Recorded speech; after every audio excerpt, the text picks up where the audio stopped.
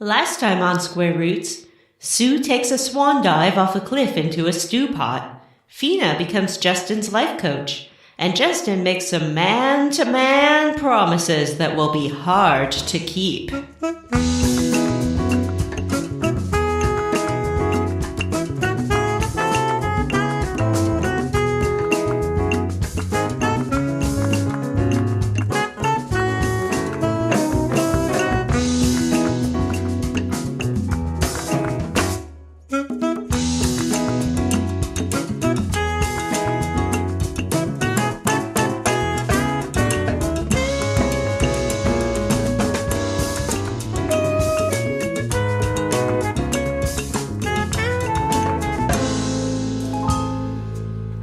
And welcome to Square Roots, the classic RPG podcast. My name is Jim Banks. I am joined by Matthew Van Zant. Hey, it's me, Matthew Van Zant. Check out my new eye patch and scar. John, hold on, I had one. John Fire Dragon Brandon. Roar. Hello. And Vanessa. I'm Vanessa. And this is a podcast where we play and talk about our favorite classic RPGs. I thought this was a podcast where we plugged our Patreon over and over and over again till everybody gave us all their money. You know what? I like what you're doing. This stealth stealth plug for our Patreon. It's a good one. Nobody will ever pick up on that. Let me add to that. No, we're not going to plug our Patreon that people can find at patreon.com/Square Roots Podcast. Definitely don't subscribe so that you can get cool monthly bonus content. Definitely don't pledge your money so you can hear our new Level Up podcast and get sweet perks like access to the Level Up podcast. As well as a monthly alternating instant classic or Square Roots versus podcast. Yeah. And also, don't forget Jim's sweet unboxing videos. No, that's not a thing. It's where we put Jim in a box and he has to unbox himself. Hey guys, wait a minute. Jim in a Box could be our new hot subscriber series where every month we send you a Jim in a box. Different kind of Jim. I'll lay all over your furniture. No, I was thinking workout equipment to get fit. Oh. I thought you just open a box and Jim comes out. He's like, hey! That would probably startle people enough that they'd lose a couple pounds. Mm-hmm. And also, while he's in their house, Jim robs them. Yes. And yells, "Thanks for the donation," and runs out the door. In their car. No, that's pretty good. What are we doing here? We're playing Grandia, guys. Hey, I'm on board. Played Grandia is a bit of an overstatement in my case. Matthew's experiencing Grandia in a different way. Mm-hmm. I am. He's absorbing Let's Grandia. and scripts. Yeah. Matthew turns the game soundtrack on his phone and puts it under his pillow and sleeps, and that's how he's gleaning Grandia. Oh, nice. Video games aren't for everyone, and that's okay. Listeners, for the first time, I think Matt is going to fail to finish this game. We'll see. Maybe I'll catch up. I said this with Bard's Tale, and then I caught up. First time? Yeah. I thought there was another one you didn't finish. I didn't. I almost didn't finish Bard's Tale. Did you finish Phantasy Star? Yeah, I did. Oh, okay. I think Did so. you finish Mario RPG? Boy, we could go through these, and the answer is going to be the same for all of them. Did I finish that? I think I finished that. I talked about it. You'd better have finished fucking Bard's Tale if you made us play that shit. Yeah, I did finish Bard's Tale. No, like the second episode of Bard's Tale, I said I wasn't going to finish it, and then I ended up catching up. So maybe I'll catch up. I'm shaking my head. I'm not going to catch up. By the way, I am 15 hours behind. I am drinking some serious tall boys this episode. I don't know if you guys can see. Wow. Holla. Wow. Look at that. Look at that. I got Quite a couple of these guys on deck. It's a two double equis. X dos equis. Mm-hmm. That means two equis. Great job. What does equis mean? Isn't equis horse? Is that beer called Two Horses? Yes. That's the strength it gives me. Every Dos Equis, I get the strength of 2 more horses. Excellent. Jim's got a lot of That's horsepower. a Oh, you sniped it. I was going to say the joke. And you sniped it. I got to the easiest joke first, okay? Before we talk about Grandia, let's talk about how we leveled up this week. Yeah, is this our new Level Up podcast where we level up? This is like what's a good way to put it? A preview. This is the level. This is Level Up Light. I wasn't here last week. Can I go first? Yeah. Mm-hmm. All right. Do you guys see my cool new eye patch? Yeah. Mm-hmm. Do you see the scar Yeah. across my eye? Yes. Yeah. I went on a zany adventure last week when I was supposed to be recording, but we'll have to save that for the Level Up podcast. So I watched a little bit of WrestleMania. Whoa. Did you like it? Oh. Well, I didn't watch the whole thing, and I did not watch the big Undertaker-Cena fight, but I did just a few minutes ago watch the Ronda Rousey, Triple H, etc. tag team fight with my son, and it was delightful. That's great. Watching that tiny woman pick up that gigantic man on her shoulders was really impressive, even though we all know it's really silly and fake. I still thought it was pretty phenomenal. It was She pretty really entertaining. picked him up. Exactly. I mean, he did a lot of the work. So, did Braun Strowman do anything for WrestleMania? All right, let me preface this by saying, A, have not watched wrestling since I was 10 years old. B, Okay. was watching the replay on the Wrestling Network that my brother subscribed to so that he could watch WrestleMania, so I actually only watched the Ronda Rousey fight. Oh, C, okay. still don't know who half the people in the ring were. D, really big fan of Ronda Rousey, though. She was really impressive. I like her a lot. I heard I her followed her in debut was UFC really too. good. I think he did a tag team with a 10-year-old or something. Yeah, because he was yeah. he was gonna fight gonna fight two guys, and they're like, no, it's against the rules for you to take for 1-on-2 fights. So you have to find Sure. a tag team partner. So he picked a kid out of the audience and was like, this kid's gonna help me take you guys down, and he did. It was really funny. That's pretty rad. Yeah, I did not watch that. We'll probably have to watch that. Probably have to watch it tomorrow night. I had to put Connor to bed so that I could record this dumb podcast. Also, it was his bedtime. I know. have a question Please. about you, Matthew Van Zant. Okay. There's a particular film that's been out in theaters for a little bit now. I haven't seen any and new it movies lately. caused a lot of division Have not seen any new movies. between people who like it and people who don't like it. All right. And there's one man I know who is a self-proclaimed apologist for said movie. Okay. And yet you are trying to tell me that that man has not seen the movie? Yeah, it's not that shocking. I couldn't make time to play 5 hours of video game this week. Think I made time to go to the movies? Well, that's fine with me. Yeah. I mean, the weekend it came out, I had that, well, I guess it's not a big secret that the reason that I was not here last week is because I had a house guest. And I had a house guest because I had a funeral / wake / celebration of life to attend. So I was a little busy that weekend. Did not get to see it.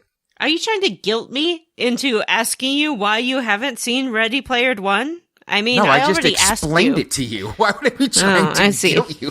Am I the only person who hears the word house guest and immediately thinks you had Sinbad staying over at your house? God, I wish I had Sinbad staying at my house. Actually, I had a better house guest than Sinbad because this guy is OCD about cleaning. So Nice. he woke up in the mornings and did some chores. Awesome. It was pretty great, actually. I felt bad. But also it was like, yeah, the broom's over there. All right. Well, that's enough about me. Vanessa, Yeah. how did you level up? Electro, Diglett, Nidoran, Mankey, Venusaur, Rattata, you guys, Did you I find Mew? messed up. No. What did you do? Look, here's the thing about being a Pokemon master. Sometimes your ambition can exceed your capacity.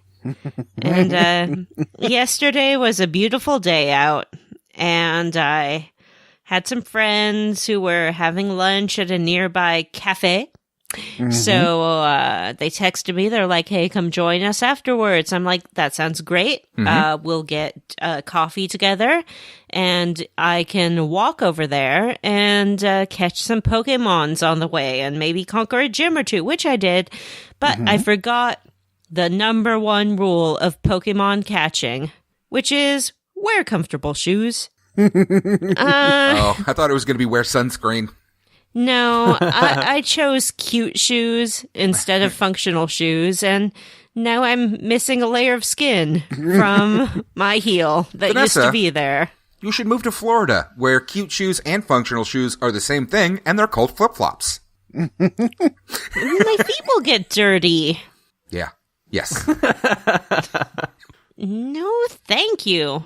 Anyway, I continue my quest to be a Pokemon master, but it's a setback because I don't even know how I'm going to hobble my way to work tomorrow. Oh. And my commute is when I catch my best Pokemons. But I'm not going to give up. Because if there's one thing I've learned from Professor Who's It, the guy on the app who tells you to do things, It's his that name. a real Pokemon master never gives up, even in the face of adversity. Even if it seems like all you'll ever find again is 100 Pidgeys and a Rattata. That Mew is out there somewhere, and I'm gonna get it. Jim, how did you level up? Hang on. Vanessa, do you listen to Comedy Bang Bang? Sometimes. There was a recent one where somebody came on playing a Pokemon trainer. Did you listen to that?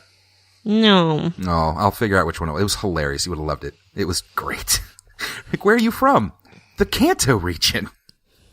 A lot of times I tell people, I don't really listen to Comedy Bang Bang, but then sometimes I'll be in my kitchen, I'm just like, bang, bang, into your mouth, pow, pow, pow, wheels, and all of my other favorite Comedy Bang Bang catchphrases.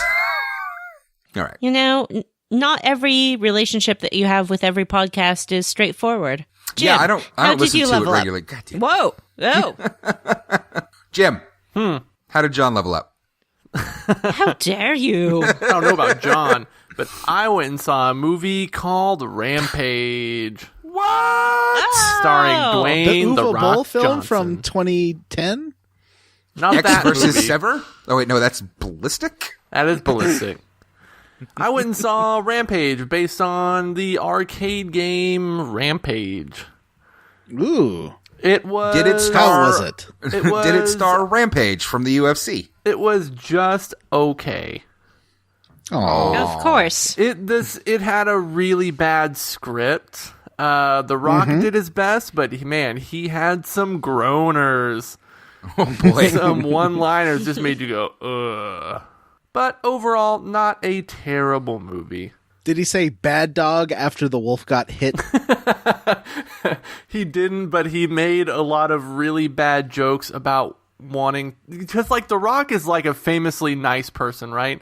You see The Rock and you think that's a nice guy, but his character in the movie was supposed to be like not a people person, and he was so nice to everybody in the movie, and they would react to him like, "Oh wow, you're such an asshole. You're not a people person." And it's like he's The He's Rock. so He's like the nicest guy on the charismatic. planet. Yeah, he could just smile at anyone and they would not be able to resist his pull. I know he's the most charming because guy he's on the very planet. strong. Yeah, he could pull just about anyone into his arms, including me. It was an okay movie. It had a bad script, but the special effects were good, and The Rock was in it, so it automatically gets elevated. Kind of like Doom. Ooh, did you see his tweet about Doom? That was I love pretty the good. tweet back. The tweet Yeah. back that just said, Dwayne. John, how'd you level up? Well, I leveled up by getting a code to play Watch Dogs 2 on my PC. Ooh, is Electric. it good? Watchdogaloo? That game is great. Oh. It is very different than the first Watch Dogs because it doesn't star the worst character ever made. The guy from the first game was basically the Verizon guy with eyeliner who was real mopey. Can you And he hear me just- blowing up your planes now? Yeah, exactly. And this guy, the new main character, is fun, and he's having fun, and he's a nice guy, and he's got his main weapon is a bungee cord with a billiard ball at the end, and that's his like non-lethal takedown weapon. It's really cool, and all his takedowns are like super fun. And so far, the game is gorgeous. Like, the world is so detailed when you're driving around, like you just naturally obey traffic rules without thinking about it. Like you're stopping at the red lights and everything. And I'm like, I probably don't have to be doing this, but I do it anyways because it's fun to like immerse yourself in this hyper detailed San Francisco. And like you're going to a game store, and the game store has all these like, tons and tons of fake board games and role-playing games on the walls. And it's really just the details astounding. And unlike Grand Theft Auto, I don't hate everyone or myself for playing it. So thumbs up to Watch Dogs 2. All right. Good levels up, everybody. Yay!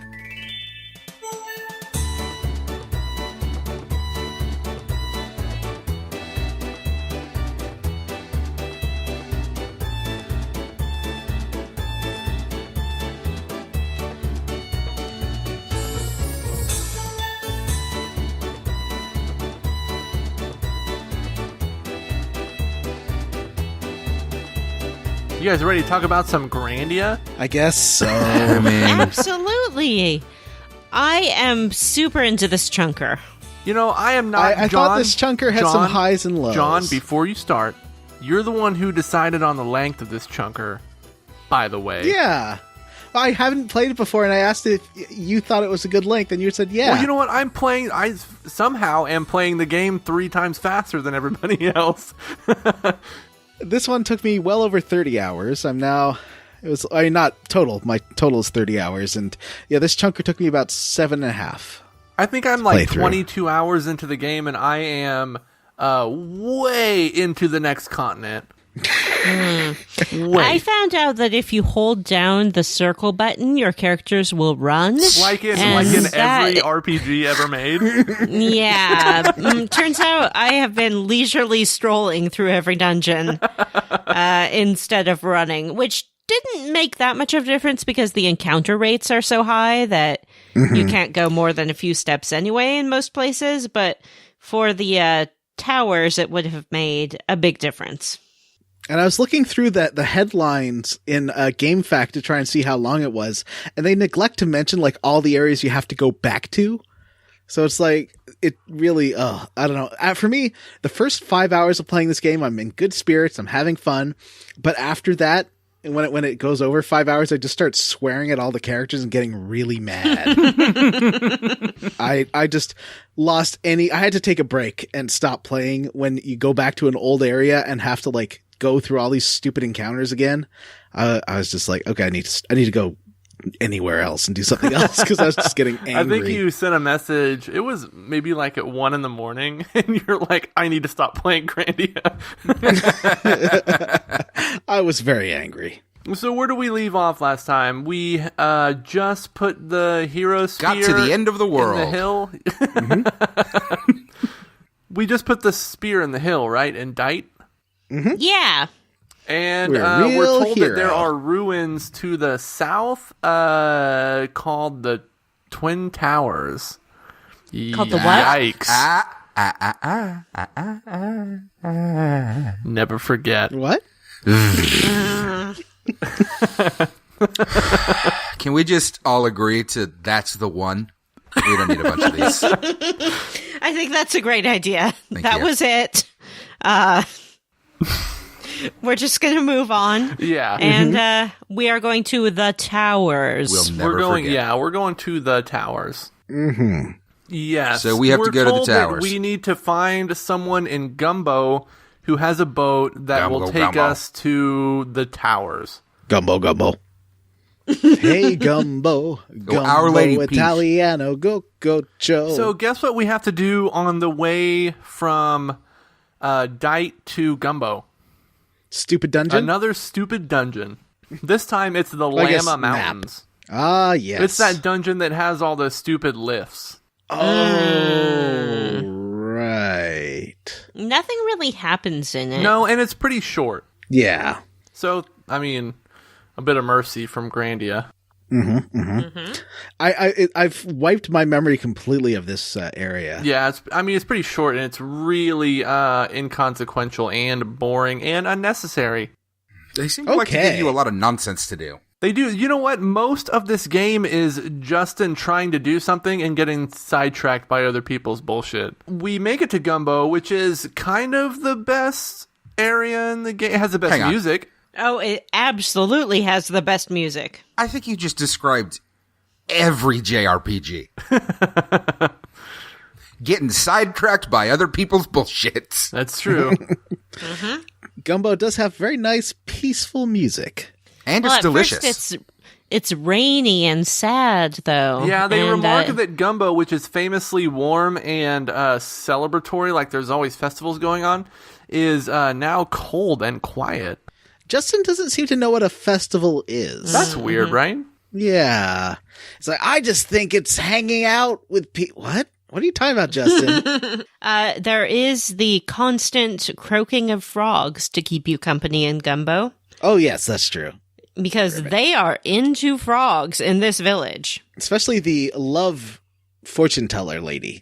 Yeah, she, if you speak to her, she offers to tell your fortune. And her fortune telling involves, I guess, channeling a frog of some sort. She starts ribbiting uncontrollably and then tells Justin and Fina that they have some trials ahead of them. Ooh. People seem a little bit afraid of Fina. I talked to one guy and he looked at her and he was like, "Oh no, a cute girl." And she was like, "Excuse me." And then he goes, "Oh no, wait, you're a boy. You're a boy." And then runs away. Yeah, there's a whole lot of gender role stuff going on in this town. They're really interested in gender. They got some and weird they've hangouts. segregated themselves, except for these. I talked to this one couple, or these two guys standing next to each other that seemed to be flirting. And I was like, oh, awesome, a JRPG with gay characters. And they're like big muscle men in loincloths. But then Justin starts noting that one of them has a very high-pitched voice and seems very feminine features. And that one runs away when Justin realizes he's talking to a girl pretending to be a boy. So that was confusing. Live your truth, I mean, some people are into Frogtown that. person. I did not even pick up on the tension between the males and the females at first until I talked to Danda. So there's like I think they refer to it as a war of the sexes happening in Gumbo, where It's more like a isolation, a segregation of the sexes. to be honest, I don't understand what's going on and how it relates to what's about to happen. Well, I can tell you but it sort of spoils the surprise a little bit. Yeah, right? so let's get a little bit into what happens. Okay. Yeah. So we go and talk to the chief of the village, and he sees the hero armband on Fina and sees Justin and assumes that they're a couple and relates to you like a legend that says the brave couple is going to show up and their village is going to go back to the way it was. Yay. And, Is something a legend if it's been... I mean, like, I don't... So the people in Dite are like, hey, this place is really cool. And then you, like, what's his name? Gadwin's been there before. He's like, hey, there's going to be, like, a party and stuff. And then we get there, and it's like, nope, we don't party anymore. But legend tells of a couple that will show up and show us how to party again. I think because... So what's it been, like, a month? The thing that happens, this place does it over and over again. I think this isn't the first time the brave couple has shown up. Yes. Really? That's dark. Yeah. That's absolutely the case. They are in a cycle. Yikes. So Fina starts to correct the chief in saying that they are not a couple, but Justin's like, let's just go with it. Yeah, we're a couple. Well, you can choose. Can't you choose to deny you're a couple? I suppose you can, but as I told you before, I mashed the X button too fast, and so I always have to go with the top choice. Oh, I see. I think I read the script, and I think it loops back around if you deny it. Oh, okay. Also, aren't you technically married? What? After the thing with Mr. Paclon or whatever? Yeah. He didn't marry her. He just saved her from her wedding there. I thought there was some business about them pretending to be married or something. Yeah, I thought When they went they through like a left- fake wedding ceremony. No, there was nothing like that. When they left the church, And then they fake consummated. people saw them together, and they were like, Oh, there's the bride, Oh, and I that's guess it, she married yeah. that guy instead. Let's throw confetti. But they're not married. Just because people think you're married to someone doesn't mean you're married to them. It's true. Isn't that what marriage is? Tax arrangement? Holding oneself out as husband and wife? People telling you what to be? Whoa. Yeah, Oh. I just flipped society on its Whoa. head, man. That was intense. Gumbo. Gumbo. Gumbo. What else is going on here? Oh, they throw a party for us. Yeah. Yeah. There's a whole celebration, and then suddenly all the couples are allowed to be couples again. This party is... I take it it's not just me that can't hear anything he's saying? I think when my microphone cut out, I was about to say that this party was beginning to veer dangerously close to like a swingers orgy. Yes. Justin and Fina are invited to a celebration in their honor. They're ready to get it in. Oh, in total, like, you talk to these people, and they are, like, right about to do it. Like, right there. Yeah. So, basically, what happened was all these couples were segregated because the first couple to show up in the village is the one that's going to be chosen as the brave couple. So no one wants to be a brave couple for reasons that we'll find out very soon. Well, because they aren't brave. Yeah. And because the brave couple has to go through a trial of sorts. No, it's more of a party in their honor, but sure, a trial. Yeah. Mm-hmm. So Justin and Fina are taken to a fancy teepee, and they sit on a stage a little bit and are given I would call some... it a yurt. A yurt, sure. What's Yeah. a yurt? A yurt is a tent, but it has a wooden floor, and it's more of a permanent structure than a tent Oh, might that traditionally sounds be considered cozy. to be. It's They're very yogurt, but nice. it's in a tube instead of in a cup, and you squeeze it into your mouth instead of using a spoon. Oh, that's a go yurt. My high Go-gurt. school graduation was in a yurt Why? because I went to a hippie school. Oh. Moving on. So For those keeping track of Vanessa Watch, now you know that she went to a hippie high school. that's correct. Write it down in your notes. So they are given an opportunity to wander around and sort of greet the other couples, which I did take advantage of, and people are getting physical. Ooh. And What do you mean? Well, there's one woman who Justin talks to, and she says something along the lines of, "Oh, my love, you've come back. Kiss, kiss, kiss, kiss." And Justin proclaims, "Hey, you've got the wrong guy." So I believe that can be read as she has assaulted him and smooched him all over Ooh. without his consent. But what if they're just Is she air drunk? kisses? They might have been air kisses, but you still shouldn't do that. That's weird and gross. Ew, can you imagine? Like I some agree. weirdo coming up to you being like, "Mwah, mwah, mwah, mwah, mwah." How else are you Yes. going to show your affection to attractive strangers other than kiss or pretend to kiss them in public? Exactly.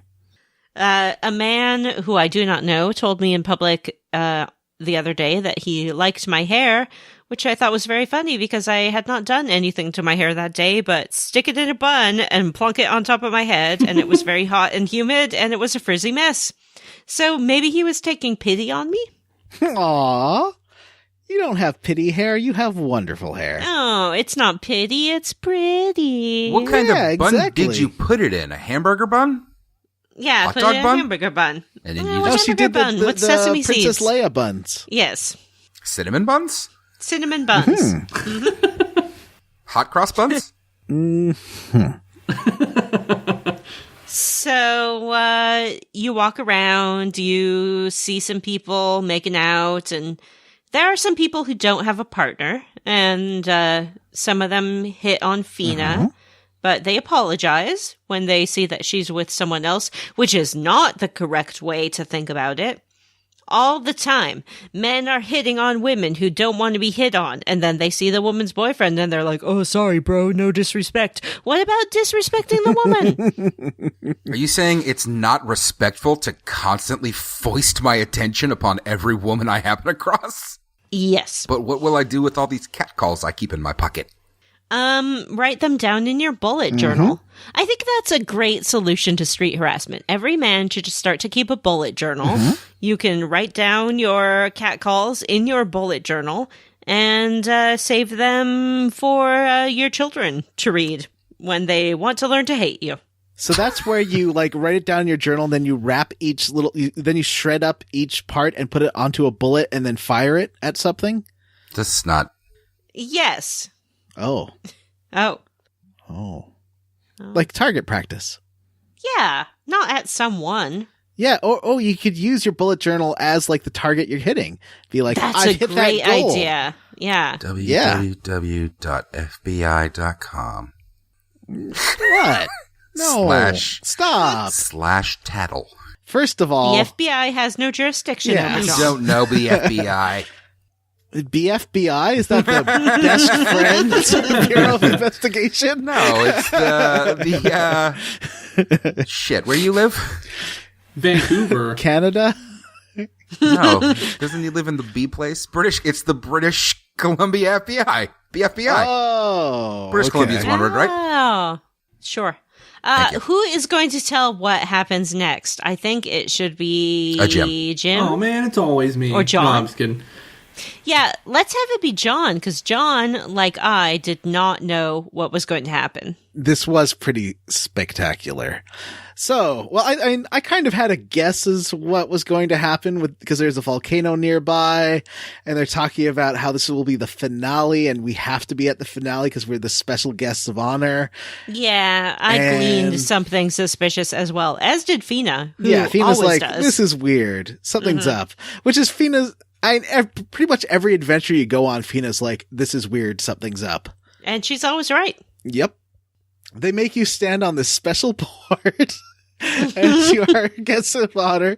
And then it's sort of, the camera rolls back a little bit and you see that it's on this kind of catapult, let's call it. Well, the walls of the thing fall off, of the yurt fall walls open. of the yurt fall away. And this is the elder chief who sings lots of songs that are pretty great. Like, especially the as he sings, it's got different kinds of ukulele accompaniment for each line. It's really fun. They did a very good job with that. So he backs up and then pulls the handle on this catapult, which has Fina and Justin on it, and launches them into a volcano. Yes. They go flying into the air. And the best part is that while they are flying through the air, you sort of see them from the side and see the air rushing past, and they have a little conversation with each other. Let's not mince very Looney words Tunes here. These villagers, and they execute them. Yes. They are definitely intending to sacrifice and kill Fina and Justin. They feel bad about it because I think they aren't aware that Fina and Justin don't know the ramifications of being the brave couple. Yes, they assume that Fina and Justin have volunteered for everyone else's happiness to be sacrificed to the volcano. I didn't get the impression that they assumed that. I got the impression that they pretended that they assumed that. So it's, what's that called? What's it called when someone in the government denies something? They have a I can't remember. Which they have they can't prove that they know something. Plausible deniability? That's the word. They have plausible deniability. They have plausible deniability. Good guess, Vanessa. Yeah. Thanks, I guessed.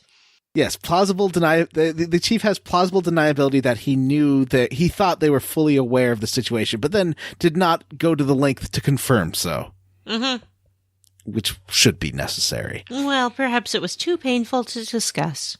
So he murdified Justin and Fina. Now to our new heroes, Gadwin and Sue. Yes, who stand by in horror. Yeah, they're like, Gadwin and Sue are like, what the actual fuck?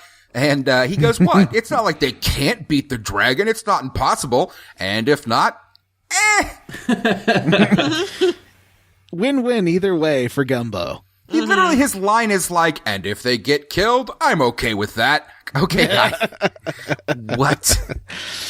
He's kind of a jerk. I really like the chief. He's a lot of a fun. sociopath.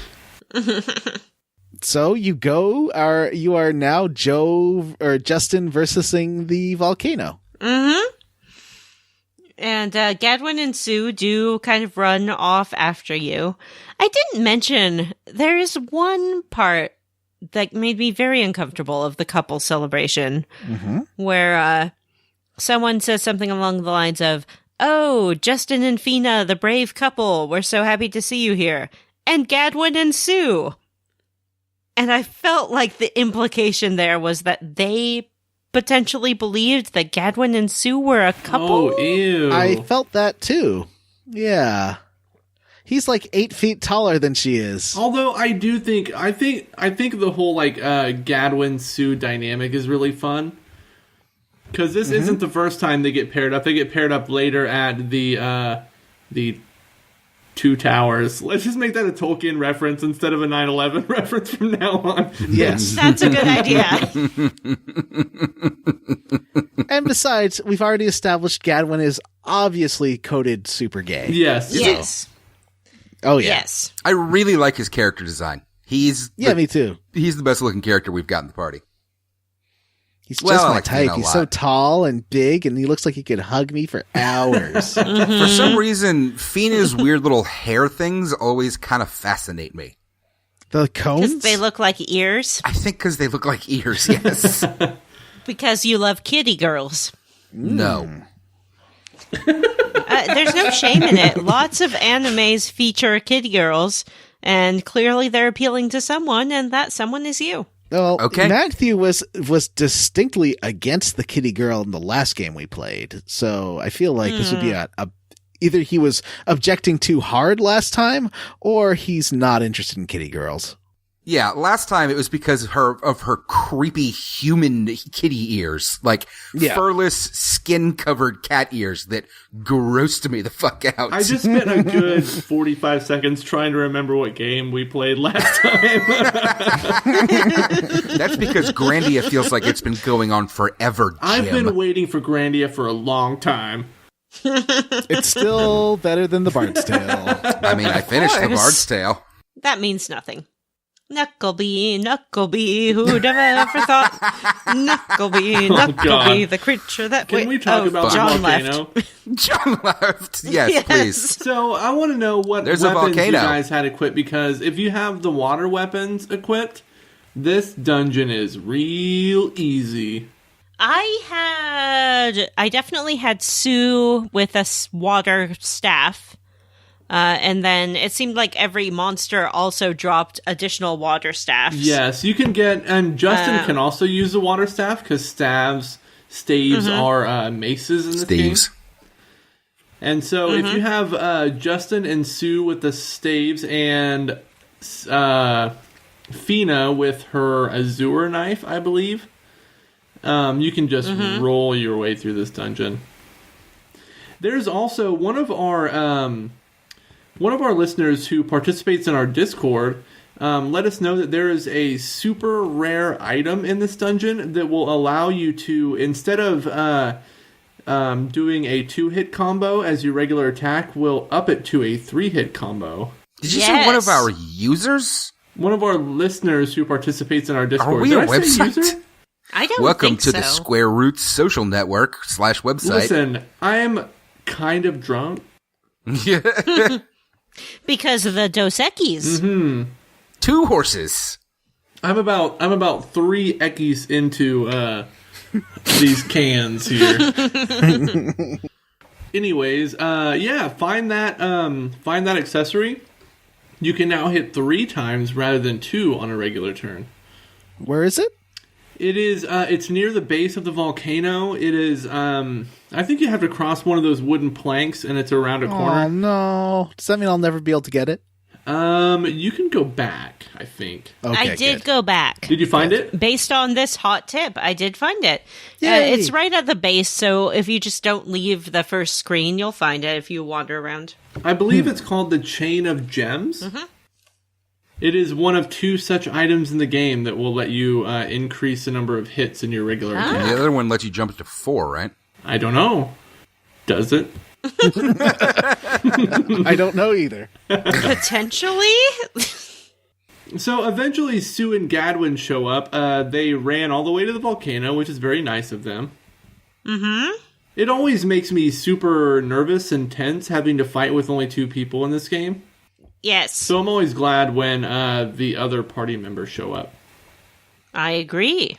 So we make our way to the, I don't remember what the summit of the volcano, is that how they term it?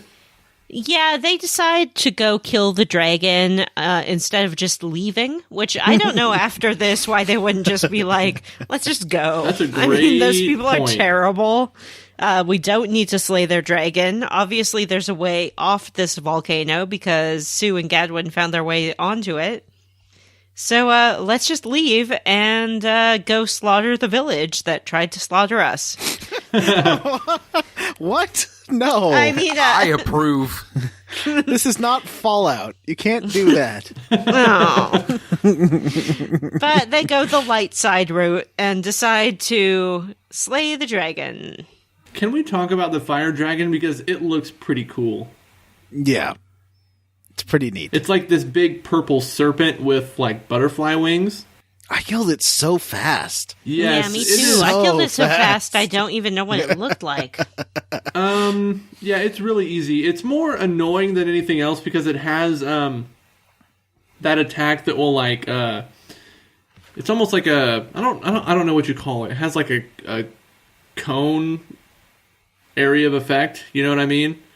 Yeah. That fire attack that will hit people within like a triangular area of effect. So that was kind of annoying. It was interesting because eventually my characters, when they weren't attacking, would run outside of the area of effect, which I wasn't sure if that was by design or not, but I appreciated it. It's very clever. Yeah. Yeah. You could always keep someone delaying that attack too. Or it was that attack you could delay to try and reduce the amount of you can damage you're always taking. just this game. Most of the bosses have 2 parts. It was the same with Ganymede in the last episode. They have a head and a body, but they each have the same like HP total. Mm-hmm. So it doesn't It's make like a sense shared to pool. like not concentrate on one. Yeah. So, but yeah, you can keep canceling the attacks from the head and just kill it really quickly. Mm-hmm. That's what I did. Yep, that's what everybody should do. That's what we did. Pro tip. Go us. Mm-hmm. We're pros at RPGs by now. I know. Whoa. Isn't it weird? Guys, do you ever think about people might think of us as like RPG authorities? Oh my I god. am not qualified. You know No. who does not think of us like that? Rob. People who've listened to the show? Amateur game critic Chad Mozart. He does not think of us that way. Yeah, I don't think anyone who's listened to the show would come away thinking we have any particular expertise. Yeah, we're not very insightful. No. We killed the dragon, and then, of course, the dungeon starts exploding, because that's what happens in these games. Mm-hmm. Yeah, 'Cause the volcano is erupts about when to go we off. defeat the dragon. I got about 20,000 rain staffs. Yes. Has every dungeon been, I think every single dungeon in this game has been the summit of a mountain, has been climbing to the summit of a mountain. It's either climbing a mountain, a hill, or a ruin. I have Yeah. seen the word summit more times in this game than in the rest of my life combined. Well, that's because you live in Florida. There are no mountains there. Fair enough. It's true. Hey, I used to live in Texas, which is well known for its The mind. Rockies. Great Plains. Let's see.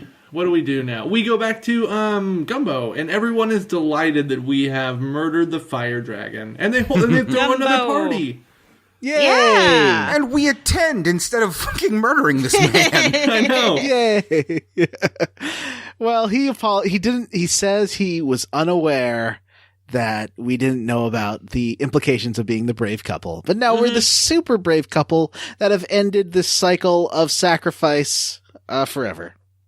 I'm still not fully sure why they were sacrificing couples. I think every time they fed the dragon, it would stop raining and it would be nice for X amount of years. I see.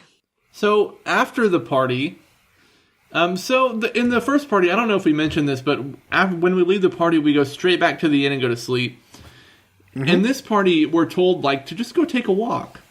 Just go take a walk around. Yeah. Oh yeah. And so we go to the pier, and there's a bunch of couples hanging out at the pier having their romance times. You go talk to Danda, and he says, the two romantic spots are the pier and the inlet. And Fina says, "Hey Justin, we need I feel like having some alone time. There's a bunch of people at the pier. Let's go to the inlet."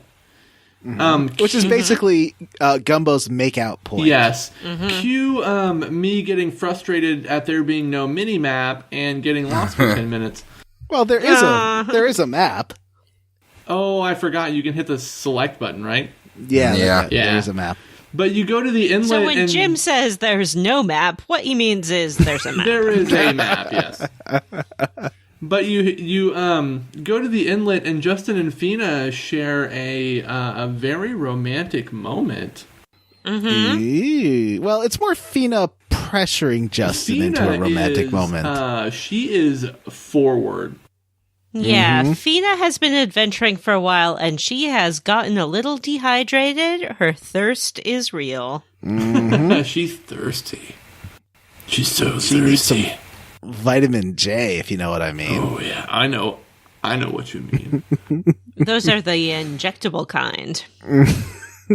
So they have a special little moment on the beach, and she starts saying how she doesn't go all the way in terms of describing her feelings, but she says that Justin's really special to her.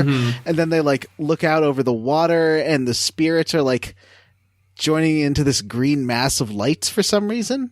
They kind of touch on this a little bit later, but there's this big, almost you see those pictures of I think it's the Gulf of the bioluminescent algae in the water, only they're floating above the water. And, a bunch of fireflies. It looks really cool. It's sort of like a less good graphics version of that part with the sending and the moonflow in Final Fantasy X. Yeah, I was thinking the same thing. But it's a nice little moment between the two of them. Sort of. I just feel like he's not ready for this kind of relationship, and she's being really pushy, and it made me uncomfortable. Oh. Guys, if you were teenagers, how would you handle this moment if you were Justin? Well, would I still be gay? Let's say you can be gay, but he's someone you're attracted to. Oh, okay. Yeah. I think that'd be different, I guess. Because, I guess I would be let's say I'm not ready for it. I just want to hang out with my buddies and go on adventures. I'm not looking for... So you wouldn't try to round a base? Well, oh, no. No? I would. But Justin... No touching? Yeah, no touch. Maybe a hug. Okay. Justin has expressed some degree of sexuality when he was spying on those women in the locker room, for example. That's true. He's not prepubescent. Okay. He just doesn't see Fina that way yet. I don't know that that's true. I think maybe he's just shy and unsure of how to proceed. I imagine he would handle it like I handled situations like this in my own youth, which is fumble through the situation and then go home and masturbate furiously.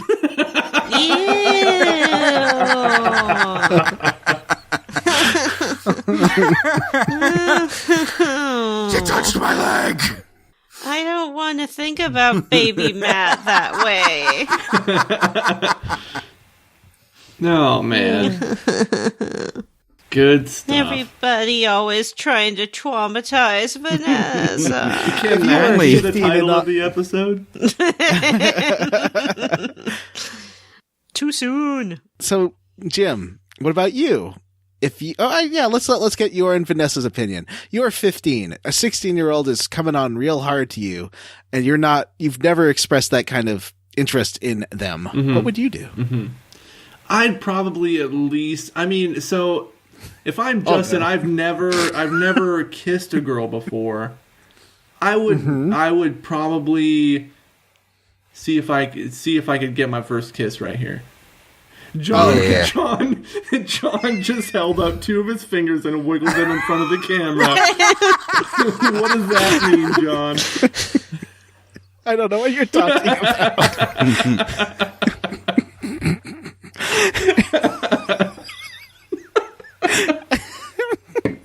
And you, Vanessa? Am I the older girl in this situation or No, the younger boy? You'd be a younger girl with an older whoever's you are attracted to. Oh, a boy.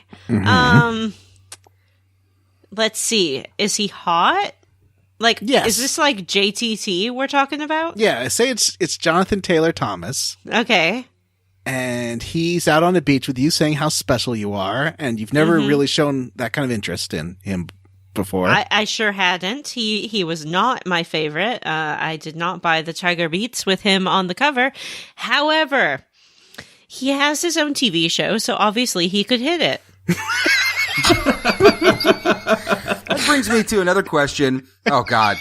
Which is, who plays Justin and the rest of the cast if this was a television show made in the 90s? Well, I think JTT is a great choice for Justin.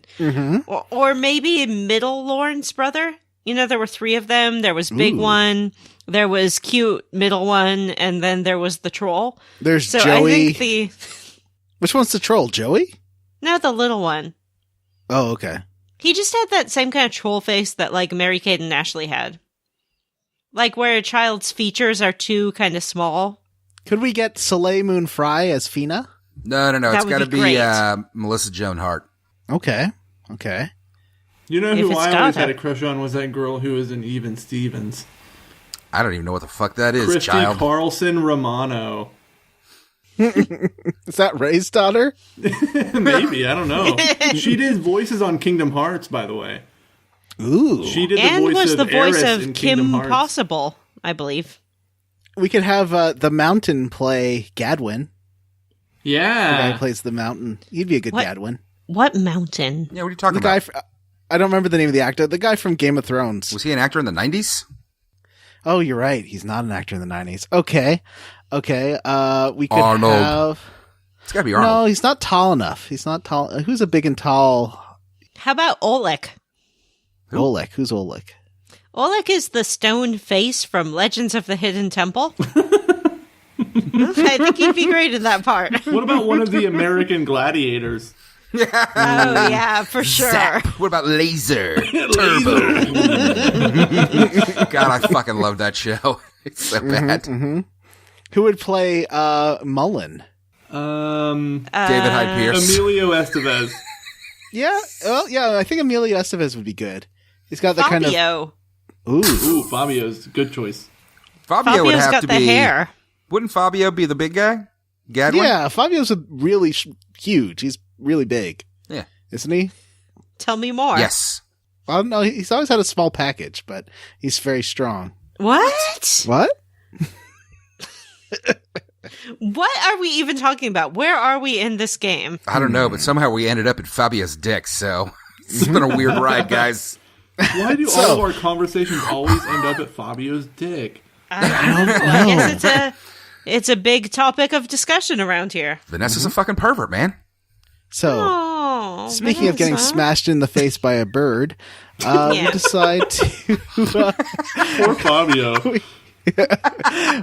So You know, nothing I've been happens. on that roller coaster Oh yeah, that of more dating than Fabio. once. Yeah, the one that took Fabio out. Wait, do you mean a literal or emotional?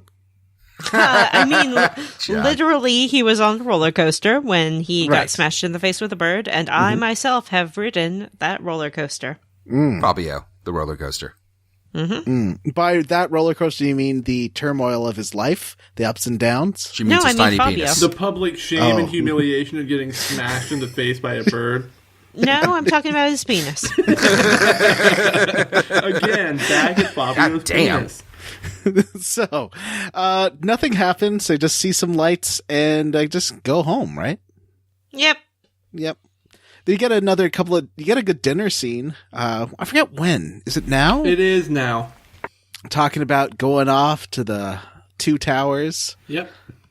Mm-hmm. And they have dinner and catch up a bit. Hey, can I damage my nerd credibility a little bit and say what are the eponymous two towers that they're referring to in the Lord of the Rings movies? Is it Orthanc and Barad-dûr? What? Aren't those Is it one towers? of them Saruman's towers? Saruman's tower. is Orthanc. Saruman's tower Okay. and the tower that Sauron lives in or whatever, right? Yeah, that Okay. eye tower. That's Those are Barad-dûr, right? That's the book in which we discuss. Isn't that when? No, maybe not. I don't know. I What don't am I, know nerd? what words Jim is trying to say. He's trying to say Brad Dorff. Yeah. Yeah. Exactly. Brad Dourif, Yes. voice of Chucky the Killer Doll. Oh, I just had I thought, you know the icon above Justin's head during the dinner scene? I thought it was a fish with bubbles coming out of it, but I realized it's someone in bed with bubbles coming out of their face. Yeah, Wow. It took me what, 4 weeks to figure this out? that's all right. Took me 4 weeks to figure out the run button. Yeah, what's up with that? I don't know. Like, why does the fish icon end the dinner? We didn't talk very much about this village. It is not like the other village where they live in anglerfish. Mm-hmm. They just kind of have tents and cloth walls and everything. Yurts. There is a big poster of a chesty woman, actually all over. Well, especially in the inns, there's posters of giant chesty women everywhere. Yes, and they have some cutouts or something like that of chesty women that they've put around. But also the men and the women in this village are equally like oiled and muscular and buxomy. And very scantily clad. Yes. The men have bare legs and chests, and so do the women, more or less. Chests for days. treasure chests, Mondays and Sundays. stashing chests. Tuesdays and Wednesdays. And Happy Fridays. days. Oh.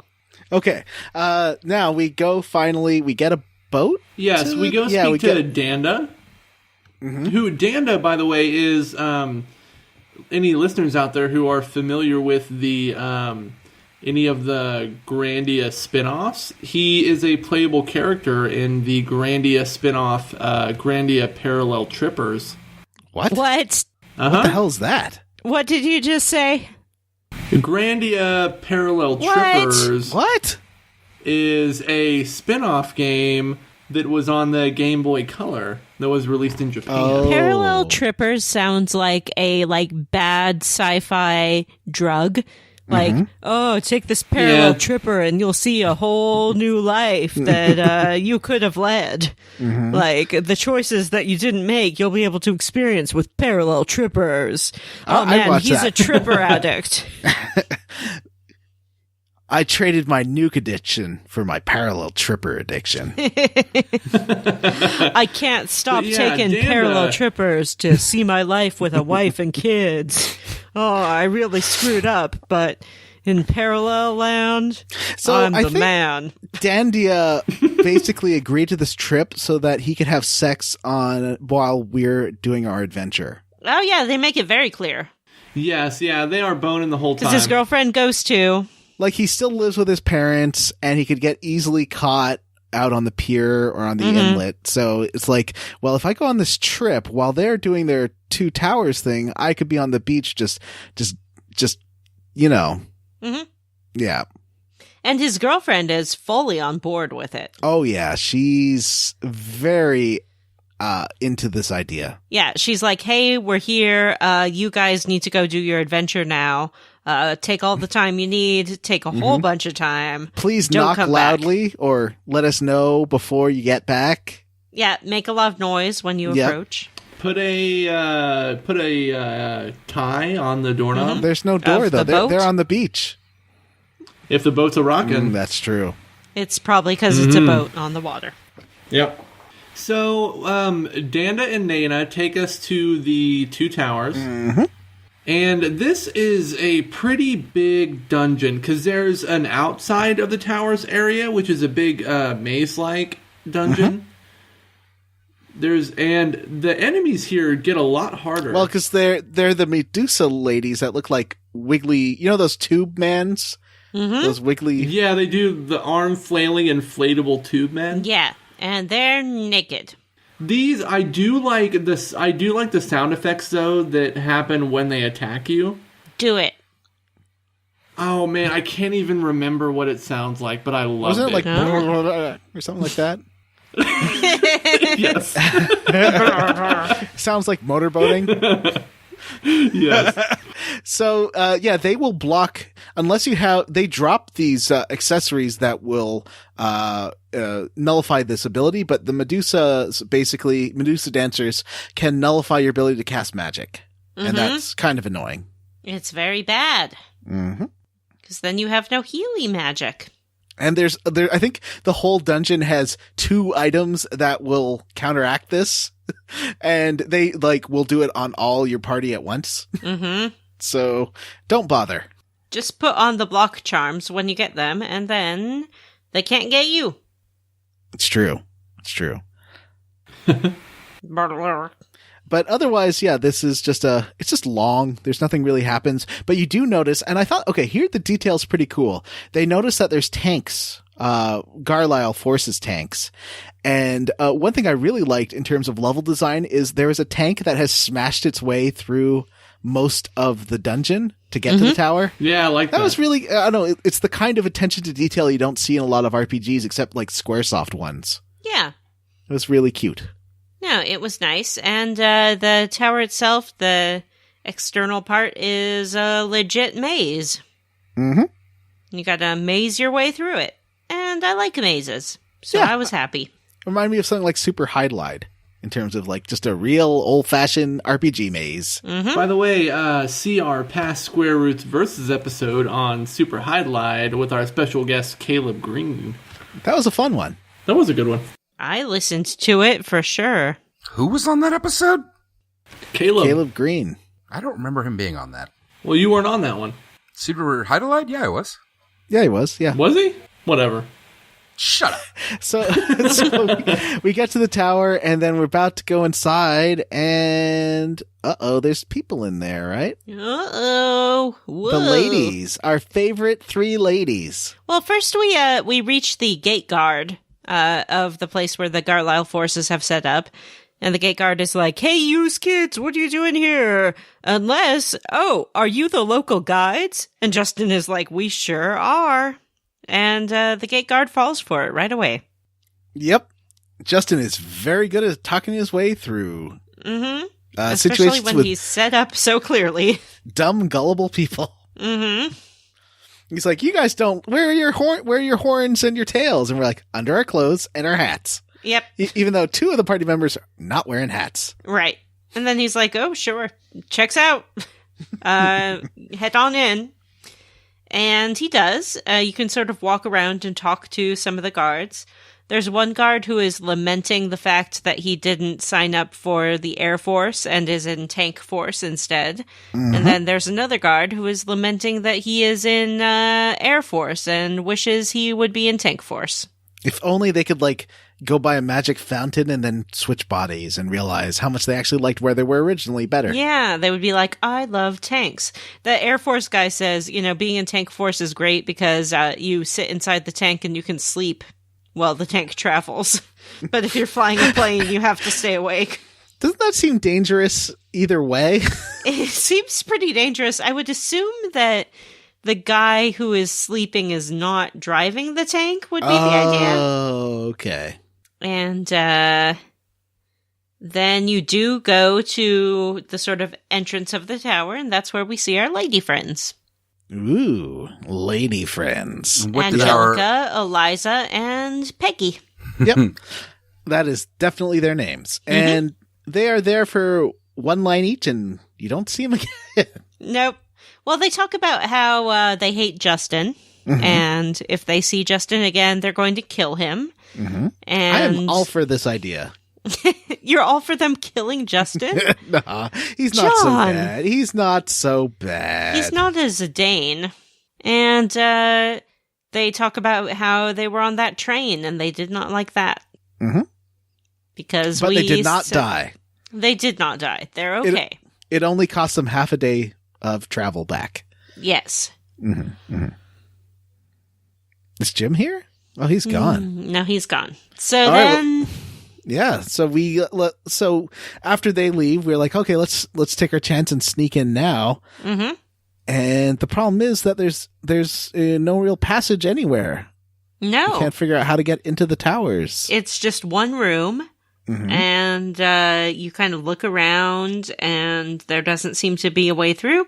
So you head back to the exit, and that's when our good old friends, Muller and Len... No. Try again. Len... Mullen and Leen show up. Oh. And we did mention this before in the last episode. Super important point. Leen is Fiona's sister. Leen is Fiona's sister, and that's made very clear when they see each other. Mm-hmm. They're like, sister, what are you doing here? And in fact, a little bit later, we are given a line that implies that they are twin sisters. Don't they have different colored hair? They do have different colored hair. One of them So- dies. Their hair. Dies Most their hair. likely. Oh. So It's definitely Fina. And at this point, Justin, Mullen, of course, is a big jerk. He demands Justin give up his spirit stone, and Justin's like, well, you gotta fight me for it. And Mullen's like, okay. And Gadwin's like, you gotta fight me too. And he totally dispatches Gadwin in one hit. Yeah, both He of them. He dispatches- takes yeah, out Justin both of and Gadwin in one hit. Mm-hmm. And Which he's seems like a problem. Yep. But he still thinks that they're, like, refreshing and fun. Mm-hmm. I mean, he continues to not kill Justin, so that's nice. Mm-hmm. He clearly could if he wanted to. Yeah, he kind of gives him every chance in the world to fuck on off out of there. He's like, you're all right, kid.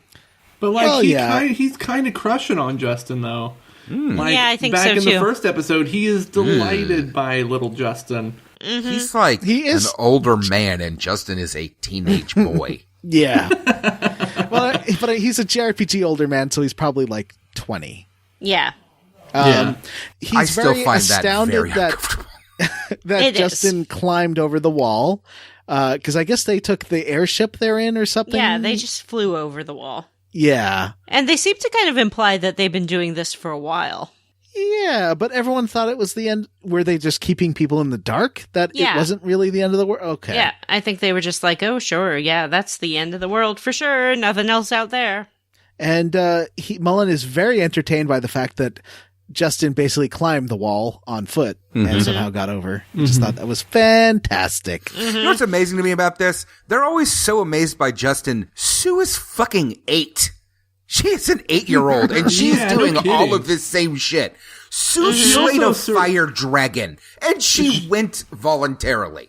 And she, like, got dropped off of the wall onto the ground and survived. It's true. And got cooked in a stew. This does become a plot point at the end of this chunk. That's though. true. It does. Oh. So,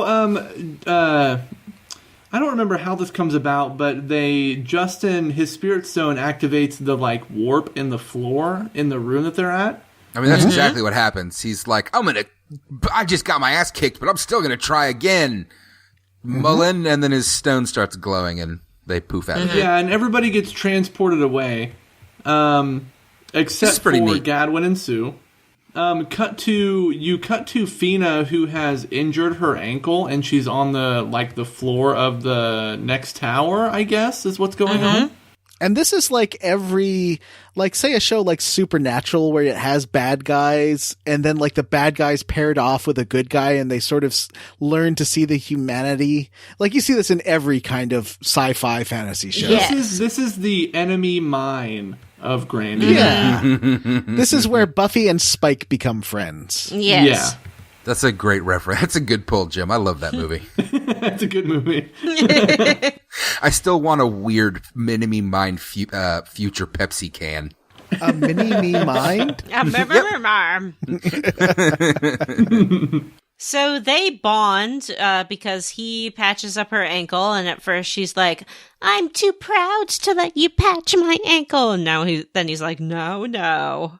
And he says that he feels very comfortable with her because she looks like her sister. And they're both very strong women.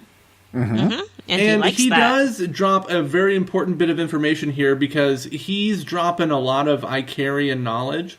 Mm-hmm. And she asked him, how do you know that? And he says, well, my mom was an Icarian. Yeah. Mm-hmm. And she loved this land, and she taught me all about it.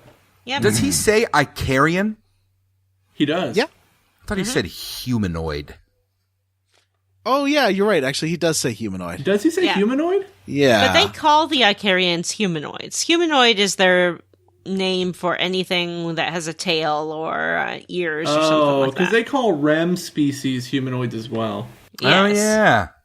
So I find this game is a bit different than most of the JRPGs we've played, which the JRPGs we've played before felt like a movie, like this is one long story, but this game feels like a series, like an anime series. It does. Yeah, it's like little chapters, and you're getting to know the villains and stuff in a much more detailed way than a lot of the other games we've played. Mm-hmm. This game would make a great series, so. Yeah, I'd watch this anime. So not only do Mullen and Fina get paired up, Justin and Leen also get paired up. Yeah. By the way, so when Justin wakes up, he's in this kind of big cavernous room with some stairways and stuff, and there are lots of these little spiky enemies. And there's a platform with like 12 they're of frogs. Them. Did you guys fight all of the enemies? No. I did. I fought all the frogs. I was like, screw this. I'm just going to run away. They were so easy, and there was a save point with a restore option like right there. So I was like, I'm going to level up all my spells as much as I can right here. Oh, that was a good idea. That's a good idea. And then he comes across Len, and she is afraid of frogs because, of course, she is. She's a adult woman general, so she must be afraid of amphibians. So you help her, and she comes to appreciate Justin much the way everybody else does.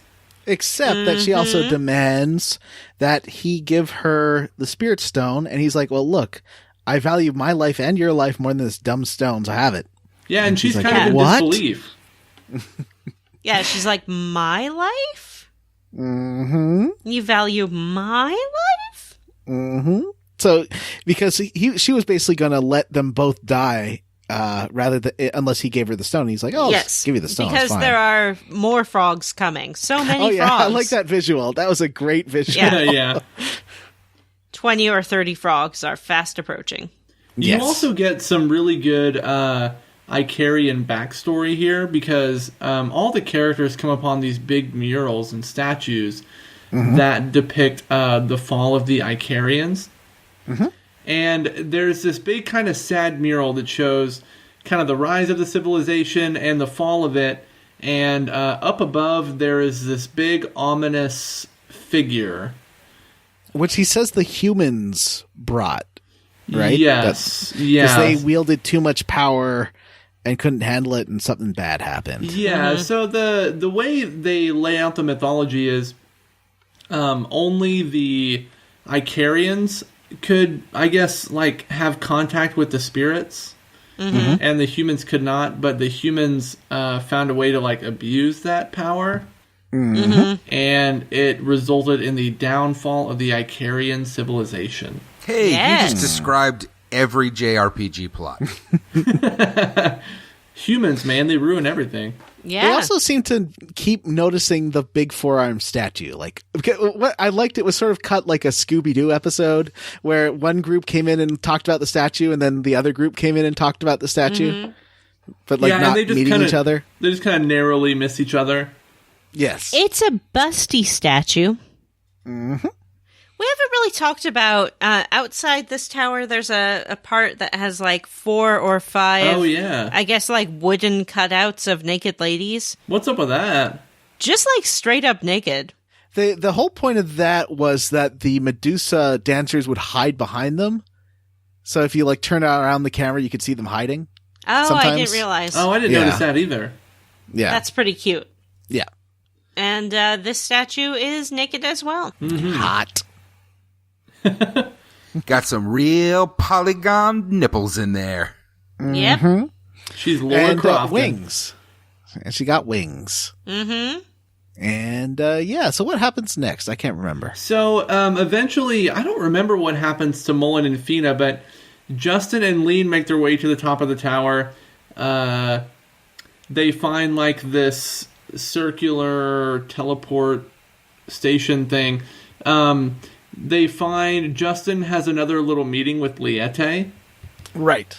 Where you get more of like the cutscenes that we've seen throughout the entire game of the Icarian civilization.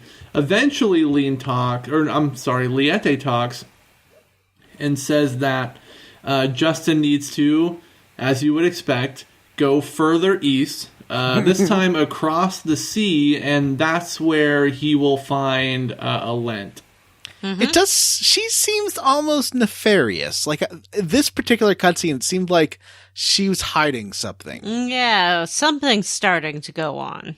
Yeah, I have some suspicions. Although Justin is not suspicious at all. Of course not. He never is. Well, first of all, he's definitely like half Icarian as well, right? Like 100%. Yeah. And totally. Fina also absolutely half Icarian. Oh, Fina? You think so? Oh, I think all of them. I'm not sure about that. Every single one of them. Okay. Whoa. Except Sue. Except for Sue. Sue's half puffy. What if Puffy's an Icarian? Like they get there and they're like, puff, puff, we disguised Puffy ourselves is as Liette. humans. Yeah. Puffy has been Justin's father all along. How does that work? Well, I'm sure you Puff, can find a puff. picture on the internet if you Google around. Puff. Puff, puff, puff. Puff. Puff. So Justin, after you get the cutscene and talk to Liette, Justin walks onto the teleport circle and gets something called the Medal of Wisdom. Mm-hmm. And she's like, well, you don't even know how to use that thing. He's like, yeah, I do. It's super easy. And he just like jiggles around the circle a little bit until it teleports them out of the tower. So outside, this is near the naked lady cutouts that Vanessa was talking about. Leen gives Justin back his spirit stone because she's just so impressed with how he handles himself and how like idealistic he is. She almost seems more into him than Fina does at this point. Yeah, he's definitely, he's got the two twin sisters after him. Ooh, twins! There's an episode of The Office where Michael is hitting on a woman in a bar, and he's doing really well, and Dwight comes up and says, "Hey, Michael, I found twins." And Michael abandons this attractive woman that he's hitting on to go follow Dwight to the twins. And it's just a pair of old male twins that Dwight thinks is really neat. The Office is a good show. Did someone say twins? Yeah, we said it several times. The Office is a great show. Just stop watching when Jim and Pam get married. That's what I do. I kind of like the season where they just go through a different boss every episode.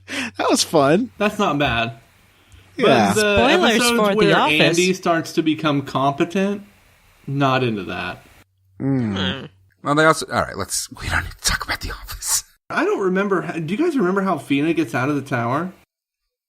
They just follow you up. She just shows up. You're outside the tower, and she comes running out. She's She like, says that she'll tell you later. Oh, yeah, that's right. Because Sue and Gadwin just meet you out of there, too. Yeah. Yeah, On your way they out. never made it to the upper levels.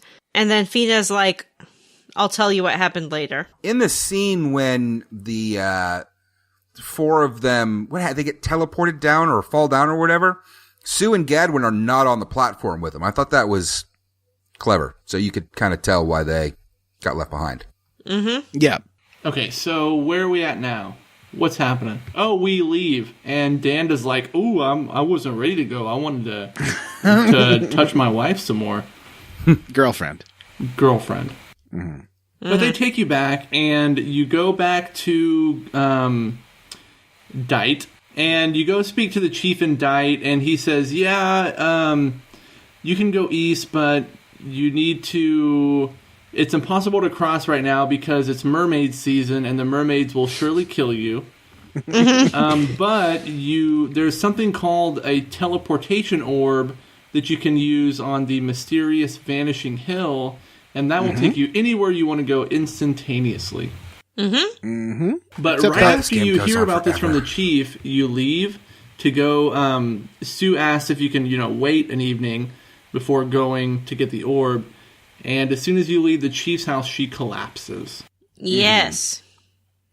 She is real exhausted. She is. And the doctor's like, wait, you've been taking this little girl on all these adventures? She's 8. Yeah, they take her to the doctor that we met before, and she really scolds you for dragging this 8-year-old over the edge of the world. Yep. And with good cause. Yeah, so Justin, he's, pretty nice about it. He's like, okay, we'll go get the orb. You can stay here and rest. So you have to go to the hill to get the orb. This was another stupid dungeon. I think Vanessa sent me a message saying she was lost on it. I did get lost, but it's because I didn't know how to press the run button. And there's a part where you have to run over a bridge before it disappears. That's right, Yes. And I was like, what am I missing? Turns out I was missing a basic command of the game. There are also 2 bosses in this dungeon. They are both buggies. They're massacre machines. They're like locusts that are trying to kill you. Yep. Robo-locusts, like in Phantasy Star. And they are fairly easy. I didn't have any issue with those 2. No, me neither. They're just bosses. It was Just fine. keep at them. Just hit them. Although I found I couldn't damage the eye, and it looked like there was some thing you could do with the eye, and I never figured it out. I just whacked the body until it died. That's what she said. Did you have any luck with the eye on these things there, Jimmo? No. Okay. I'm sure there's a more a way with more finesse to handle this boss than just hitting its body till it blows up, but I didn't know how. And I did like that when you hit these buttons, sometimes like just streams of enemies would come at you. Yeah, that was great. There was some great animation of that. Yep. Like there's one gate that opens and it's just got a crappy chest with a health weed inside, but like 15 enemies are guarding it. They come streaming out. Yep. There's also a part that I ran into where I was walking sort of along this dirt road that didn't have a railing or anything, and a little landslide came down and took me back down to a part I had been before. That was really irritating. Did it make you see a reflection in the snow-covered hills? Well,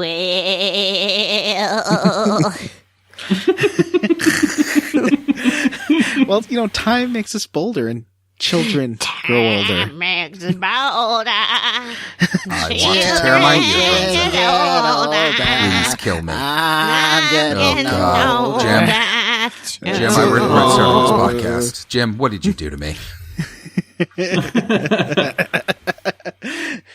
A maybe.